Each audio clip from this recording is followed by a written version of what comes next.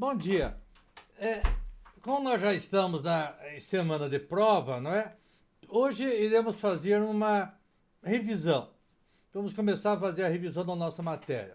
Primeiro, né, os princípios relacionados com o controle de constitucionalidade, que são a supremacia da Constituição, né? A lei só é válida se estiver de acordo com a Constituição. A nossa Constituição, que é uma Constituição rígida, que a sua modificação só pode ser feita pelo processo dificultoso da emenda à Constituição, é, onde tem que participar a minoria também, a maioria não é suficiente, porque precisa o voto de 3/5 dos membros, né, dos órgãos, tanto do Senado como da Câmara. Vimos também a qualidade da nossa Constituição como semi-imutável, relativamente às cláusulas pétreas, porque daí, em relação às cláusulas pétreas, nem que seja 100% dos membros, sei lá, do Senado, da Câmara, não podem emendar a Constituição relativamente às cláusulas pétreas. Federalismo, é, é, é, voto direto, secreto e individual, não é? E periódico, separação dos poderes, direitos fundamentais. Bom, aquelas hipóteses lá previstas no artigo 60, parágrafo 4º da Constituição, não é? Vai dizer: não será objeto de deliberação a proposta de emenda tendente a abolir a forma federativa do Estado, o voto direto, secreto, universal e periódico, a separação dos poderes, os direitos e garantias individuais. Muito bem. Daí, nós vimos também que existem dois métodos de controle de constitucionalidade. Daí estudamos relativamente o método difuso e o método concentrado. Fizemos as diferenças, não é? Método difuso, a origem naquela decisão do sistema norte-americano, Marbury versus Madison, a origem do sistema concentrado, Constituição Austríaca de 1920, o método difuso entra no nosso ordenamento jurídico através da Constituição de 1891, o concentrado entra em 1965 através da emenda 16 à Constituição de 1946, o método difuso, natureza subjetiva, o concentrado, natureza objetiva.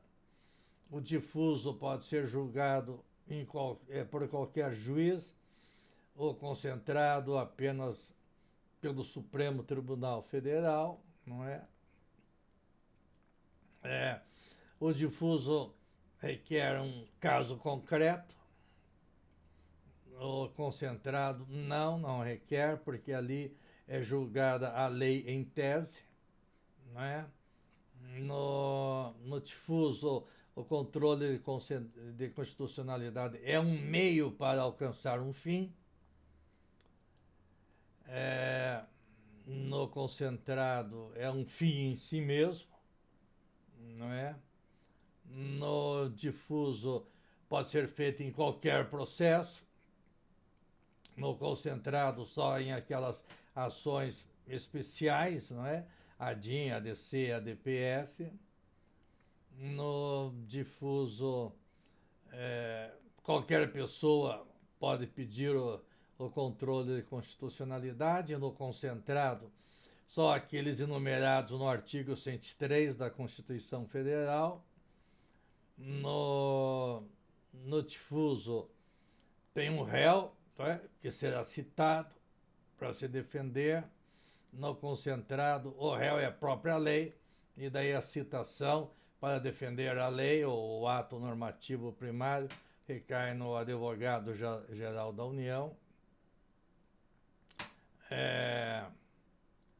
No difuso, então, está o pedido, o controle de constitucionalidade na causa de pedir. No concentrado está no próprio pedido. No difuso, faz coisa julgada só entre as partes.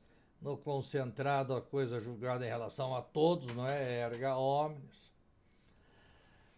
Daí nós fizemos a distinção do controle de constitucionalidade preventivo, que não é da lei, é do projeto de lei, não é? E o controle de constitucionalidade preventivo, que é do projeto de lei, repito, ele é feito pelo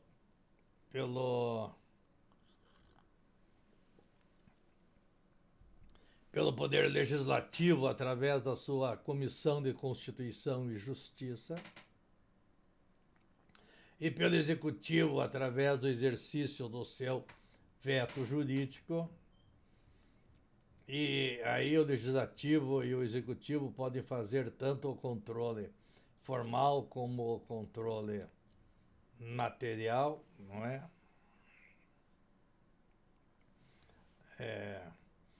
Nomo, que se fala, né? Nomo estática é o controle material, nomo dinâmica é o controle formal.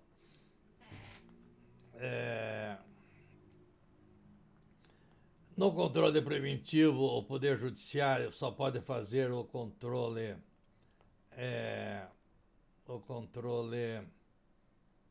formal, através de uma ação que se chama de mandado de segurança, que deve ser impetrada por um parlamentar, não por qualquer pessoa, por um parlamentar. Bem, esse é o preventivo. Daí o repressivo é quando já há a lei. Daí sim o Poder Judiciário vai fazer o controle tanto pelo método difuso como pelo método concentrado. Então, e aí sim o Judiciário, no controle repressivo, faz o controle tanto formal como material.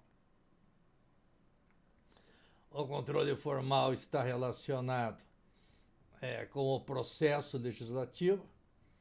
Uma das espécies de controle formal é a inconstitucionalidade orgânica, ou seja, quando a lei é feita por um órgão que não tem competência para fazê-la. Nós já vimos lá, né, nos artigos, competência para legislar. Daí nós pegamos lá o artigo 22, que vai dizer: compete privativamente a União legislar sobre. E daí tem lá as hipóteses que a União pode legislar. E daí tem também a competência dos municípios, lá do artigo 30, inciso 1º, que vai dizer: compete aos municípios legislar sobre assuntos de interesse local. E daí tem a competência dos estados para legislar, que é a chamada competência residual, que está lá no artigo 25, parágrafo 1º da Constituição, né? São reservados aos estados as competências que não lhes forem vedadas por essa Constituição. Então, a competência para legislar da União está lá no artigo 22, do município está no artigo 30, inciso 1º, e o que não for da competência da União e nem for da competência do município é a competência residual dos estados, né, ou das assembleias legislativas para legislarem. Outra hipótese de controle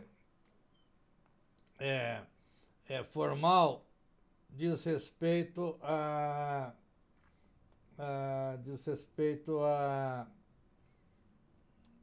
ao chamado vício de iniciativa.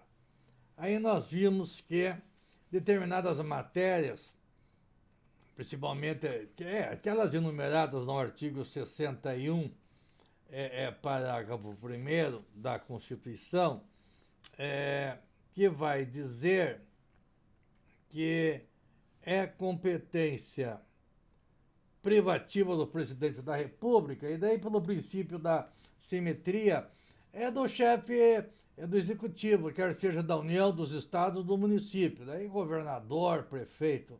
Da competência deles é a iniciativa para determinados projetos de lei, principalmente aqueles que se referem à criação de cargos, funções, empregos,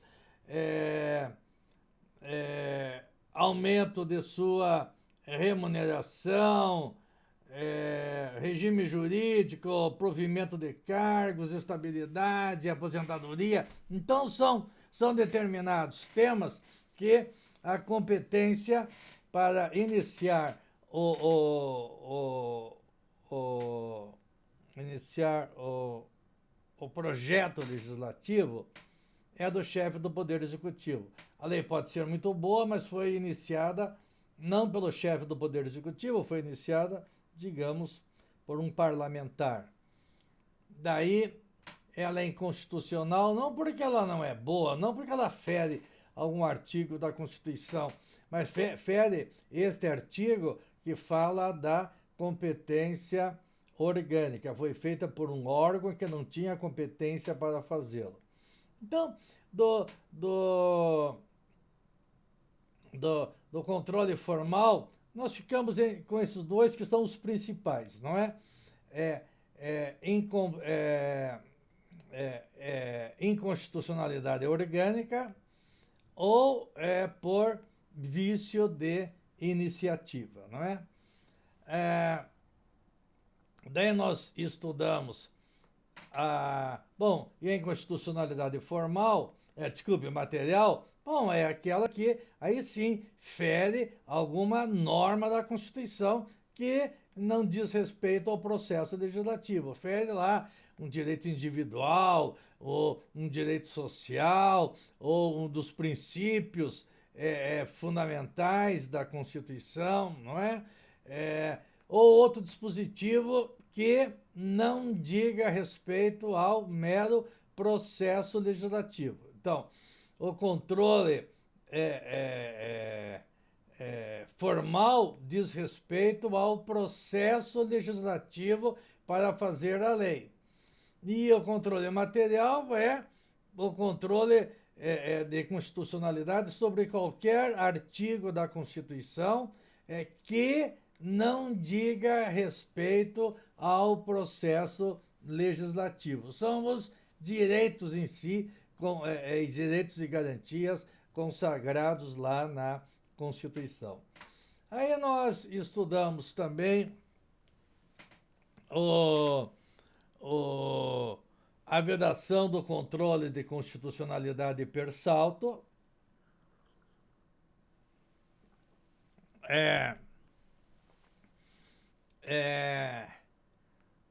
dizendo que cada norma busca o seu fundamento de validade na norma imediatamente superior. Então, um regulamento busca seu fundamento de validade na lei. E é a lei que busca o seu fundamento de validade na Constituição. Então, eu não posso fazer o controle de constitucionalidade do regulamento, porque eu estarei pulando a lei e indo diretamente para a Constituição. Não. o controle do regulamento é controle de legalidade. O controle da lei, que é controle de constitucionalidade. E daí vimos que é da lei e do ato normativo primário, que entre ele e a Constituição não haja nenhuma lei. Por exemplo, um ato normativo primário, medida provisória, é um ato do Poder Executivo, não é do Legislativo. Então, entre ele e a Constituição não há nenhuma lei. Então, tem que ser controle de constitucionalidade de lei ou ato normativo primário, não ato normativo secundário. Secundário seria, nesse exemplo que eu estou citando, o regulamento. Então, entre ele e a lei, entre ele e a Constituição existe a lei, não é? Como intermediário. Daí não pode ser feito o controle de constitucionalidade de ato normativo secundário. Só pode ser de ato normativo primário. Daí nós começamos a trabalhar com a ADIM, não é? ADIM, ação direta de inconstitucionalidade, de lei ou ato normativo federal ou estadual. E aí a competência é a competência originária da União. Aí não é competência recursal. Competência recursal é quando chega lá, né, no Supremo através de um recurso. Então, eu posso fazer o controle de constitucionalidade lá no Supremo de lei municipal? Posso, mas só pela competência recursal do Supremo Tribunal Federal. O processo começa aqui, não é? Ou em primeiro grau, ou já começa no Tribunal de Justiça, mas chega no Supremo através de recurso. Daí sim, eu posso fazer controle de constitucionalidade lá no Supremo de lei municipal.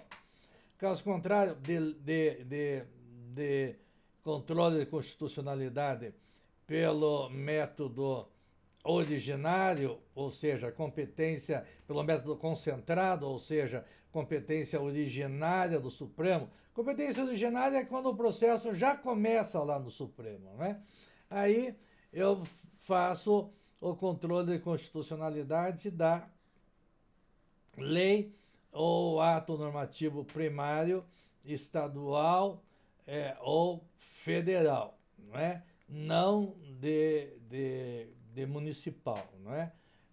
De municipal, repito, só através do método difuso. Daí nós vimos que existem 3 tipos de ADIMs. A ADIM normal, que nós conhecemos, ação declaratória de inconstitucionalidade, então, de lei ou ato normativo primário federal ou estadual. A ADIM interventiva, que é para garantir os chamados princípios constitucionais sensíveis, lá enumerados no artigo 34, inciso 7º, que só quem pode requerer o Procurador-Geral da República. E tem a ADIM por omissão, não é? Quando a Constituição declara, consagra algum direito ou garantia, mas que depende do legislador infraconstitucional para aquele direito ou garantia ser exercido, não é? Tornar-se exequível. E aí o legislador infraconstitucional simplesmente se omite. Então aí cabe a ADIM por omissão. Bem, tanto na ADIM por omissão como na ADIM normal, ação direta de inconstitucionalidade, nós temos como legitimados aqueles enumerados lá no artigo 103 da Constituição. E no artigo 103 da Constituição, nós vamos ler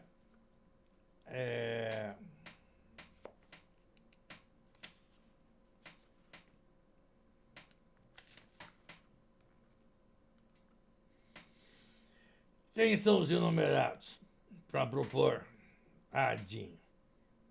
E daí para a ADC também, né? É menos para a ADIM interventiva que eu falei, que é só o Procurador-Geral da República. Mas para a ADIM por omissão, para a ADC e para a ADIM normal, são esses do artigo 103, né?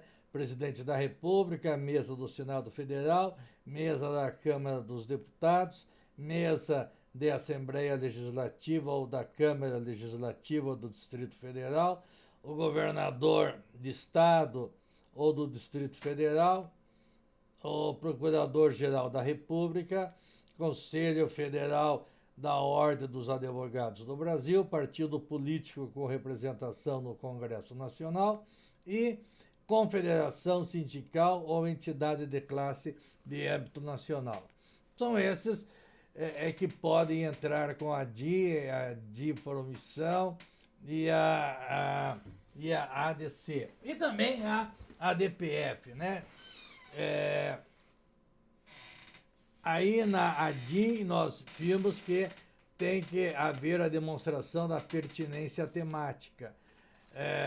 Pertinência temática é aqueles que têm apenas interesse regional, como o governador, não é? E as assembleias legislativas. E também aquele interesse nacional mais limitado, que é das confederações, entidades sindicais de âmbito nacional, que aí tem que demonstrar que aquilo interessa aos seus associados, não é? Aí vimos a ADC. A ADC está relacionada apenas com o controle de constitucionalidade da lei ou ato normativo federal. Não tem a ADC perante o Supremo Tribunal de Lei Estadual.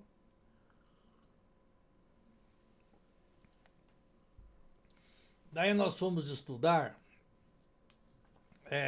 a Lei 9.868, não é? Que fala aí do controle, do processo de controle de constitucionalidade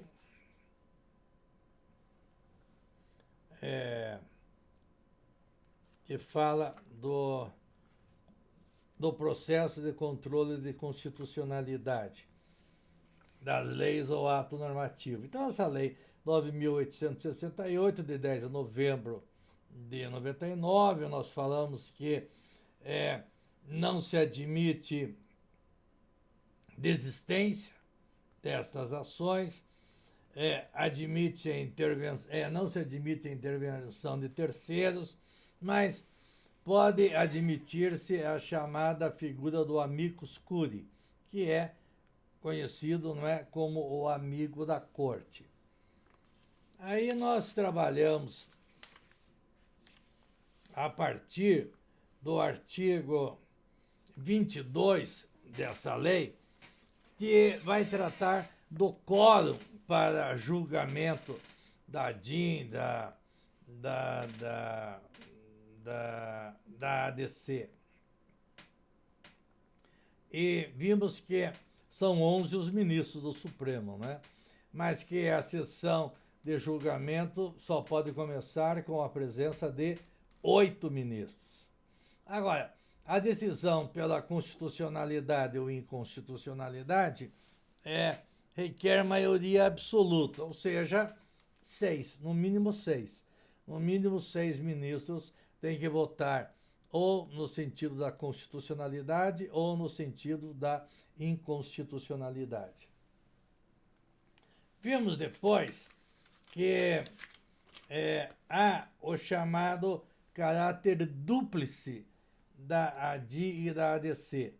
E aí nós dissemos que a procedência de uma importa na improcedência da outra. E vice-versa, né? A improcedência de uma importa na procedência da outra. Aí nós falamos sobre, lá do artigo 27, a questão da modulação dos efeitos da declaração de inconstitucionalidade, onde diz: ao declarar a inconstitucionalidade de lei ou ato normativo e tendo em vista razões de segurança jurídica ou de excepcional interesse social. Tem que estar presente um ou outro desses requisitos, não é? Segurança jurídica ou excepcional interesse social, poderá o Supremo Tribunal Federal, por maioria de 2/3, aí já não é a maioria absoluta, é essa maioria qualificada de 2/3, né, para fazer a modulação dos efeitos da declaração de inconstitucionalidade. Porque normalmente declarada a inconstitucionalidade, essa declaração torna a lei nula com eficácia ex tunc, ou seja, desde o início. Mas pode ser que isso possa causar graves problemas de interesse social ou graves problemas à segurança jurídica. Por isso, o Supremo, por 2/3 de seus membros, poderá modular a eficácia aí dessa declaração de inconstitucionalidade. Então, dizendo,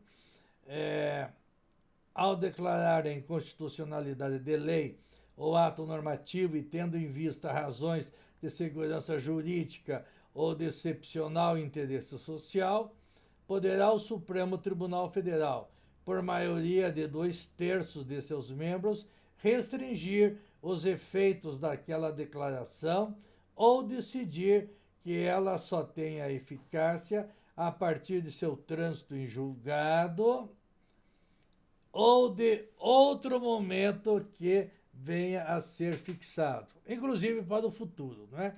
Então, a lei continua valendo, tendo seus efeitos, digamos, até a data do julgamento da declaração de inconstitucionalidade, ou seja, ela só será ter efeito da inconstitucionalidade dali para frente. Ou pode fixar, inclusive, não será da data do julgamento, mas será um ano depois, 2 anos depois. Então, é nisso que consiste, nós estudamos, não é? O princípio da modulação temporal dos efeitos da declaração de inconstitucionalidade. Depois nós vimos também que existe lá no parágrafo único do artigo 28, existe o controle de constitucionalidade da interpretação da lei. Não é controle de constitucionalidade da lei, é controle de constitucionalidade da interpretação da lei. E vimos ainda que há o controle de constitucionalidade da eficácia da lei, que é a declaração parcial de inconstitucionalidade sem redução de texto. Então, nós vimos que existe, então, o controle de constitucionalidade da interpretação e controle de constitucionalidade da eficácia, tanto da eficácia temporal como da eficácia espacial. Estudamos isso aí, não é? Bom, aí nós falamos ainda que a declaração de inconstitucionalidade tem eficácia contra todos, erga omnes, né? Já vimos isso, e efeito vinculante, ou seja, tem que ser observado obrigatoriamente essas decisões de declaração de inconstitucionalidade, efeito vinculante em relação aos órgãos do Poder Judiciário e à administração pública federal, estadual e municipal.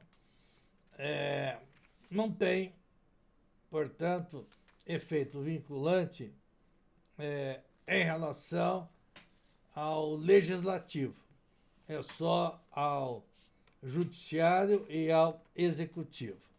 Bem, na sequência, nós vimos a ADPF. A ADPF lá na Lei 9.882. E nós vamos terminar a nossa avaliaçãozinha, será até a ADPF. Será até a ADPF. É a Lei 9.882. E aí, ela vai tratar da arguição de descumprimento de preceito fundamental.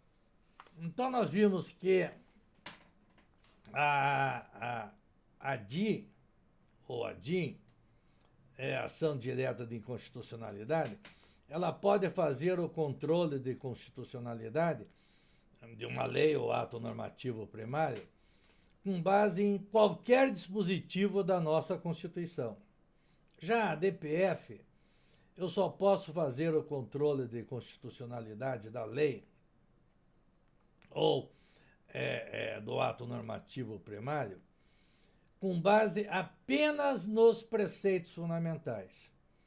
E o que é preceito fundamental, nós já vimos que há uma disputa aí doutrinária a respeito do que é preceito fundamental. Todos concordam que preceito fundamental são cláusulas pétreas, mas há uma discussão se também podem ser considerados preceitos fundamentais os princípios constitucionais sensíveis. Como há essa discussão, nós vamos ficar, então, como preceito fundamental apenas as chamadas cláusulas pétreas. Então, cabe à DPF apenas quando lei ou ato normativo primário ferir cláusula pétrea. Ferir cláusula pétrea. E dissemos também que, enquanto no NADIM a carga de eficácia é só declaratória, ela apenas declara a inconstitucionalidade de uma norma, aqui na ADPF nós temos 3 cargas de eficácia, não é? Então vai dizer o artigo 1º, a arguição prevista no parágrafo 1º do artigo 102 da Constituição Federal será proposta perante o Supremo Tribunal Federal, não é? Controle concentrado, portanto, e terá por objeto evitar ou reparar dano, ou reparar lesão. Então, além da natureza declaratória que ela tem também a natureza inibitória, que é para evitar lesão, ou reparatória, que é para reparar lesão. Lesão a quê? A preceito fundamental resultante de ato do poder público. Então, cabe à DPF frente a ato do poder privado? Não. Só cabe à DPF contra ato do poder público. E aí nós vimos, muito interessante, que relativamente à DI ou à DIN, nós dissemos que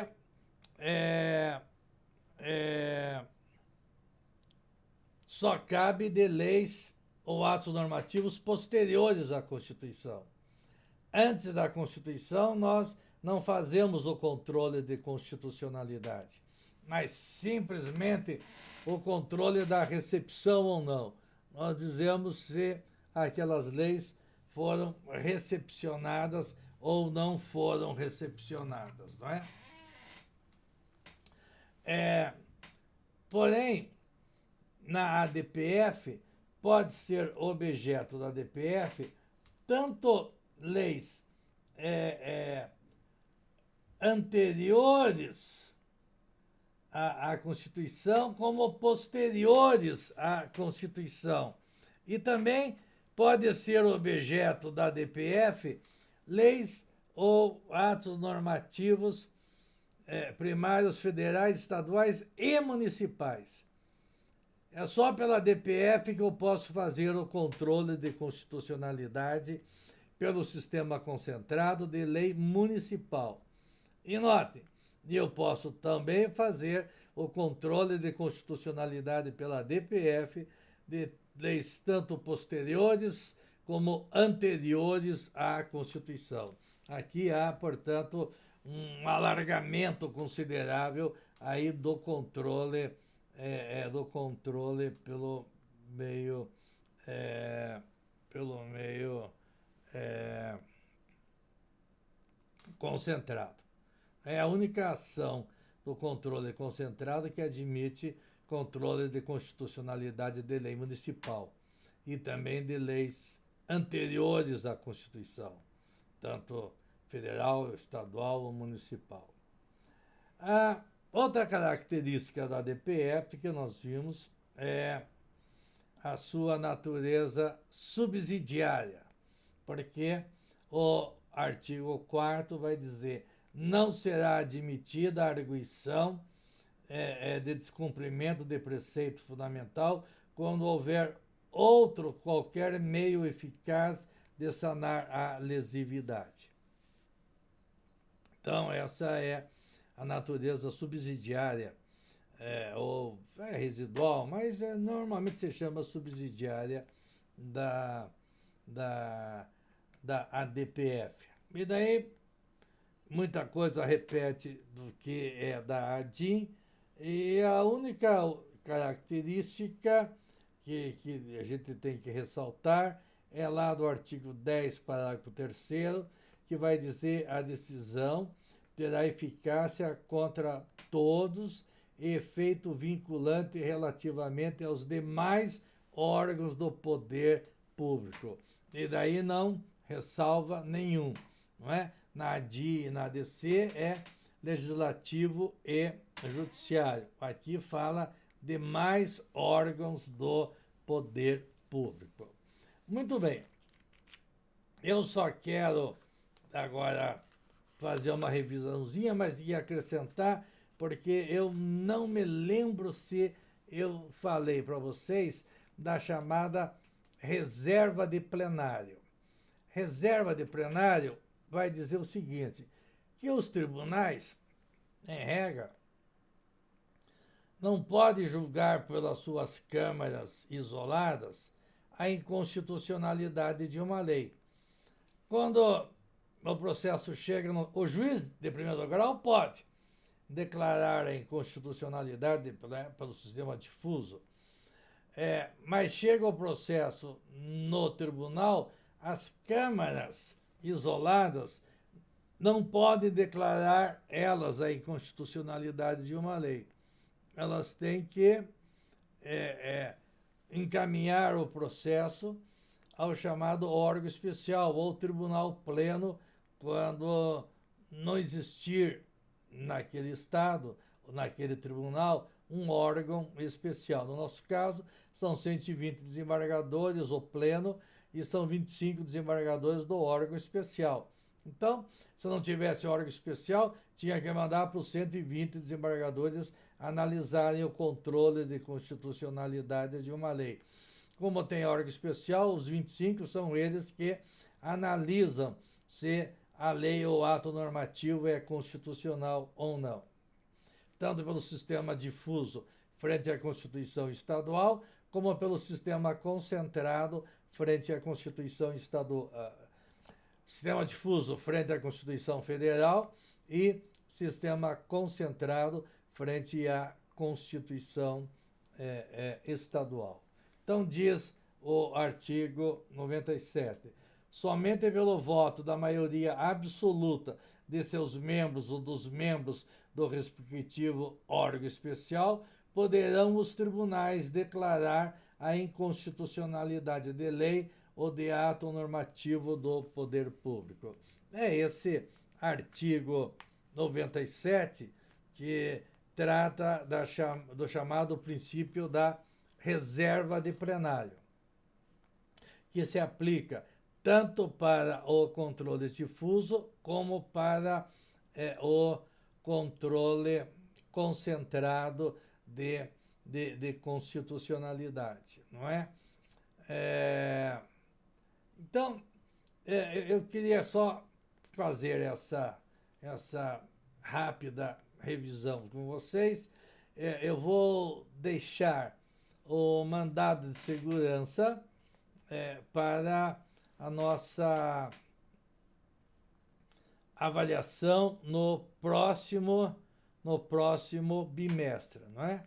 Eu vou consultar o calendário aí das provas e daí vamos montar a avaliaçãozinha dentro dessas questões mesmo que nós aqui apresentamos. Tudo bem? Tá bom. Então, até o nosso próximo bate-papo.